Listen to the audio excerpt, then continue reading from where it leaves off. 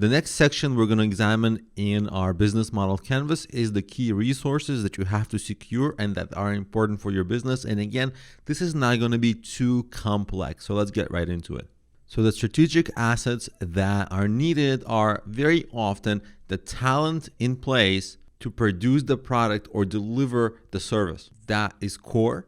And of course, you need to have expertise and processes built in, or sometimes intellectual property that you have created in-house to stand out and to have that unique secret sauce to your business and to prevent competitors from encroaching on your business. Sometimes it's also supplies, tools, inventory, or infrastructure that you need to secure. Often people struggle to start a business if they don't have supplies or tools or inventory to begin, so that's sometimes an issue when starting up. Also, sometimes customer and partner relationships are the exact strategic assets that are needed, and very often it's actually the funding that pays for the whole thing. If you don't have the funding, talent leaves, you can't get the tools, inventory, you can't do a lot of stuff, you can't develop intellectual property. Now, today, in the online business world, there's a lot you can do with minimal funding, but for many kinds of businesses, it is important to understand what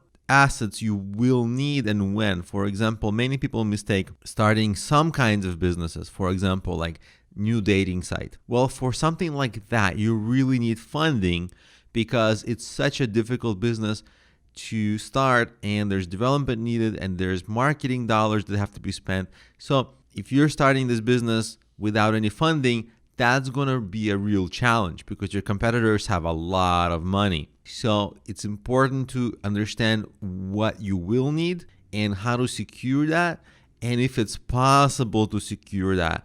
Because sometimes it is easy to start a company with no money, but if you want to start a restaurant or open a gym or something like that, then it really becomes really hard without specific resources.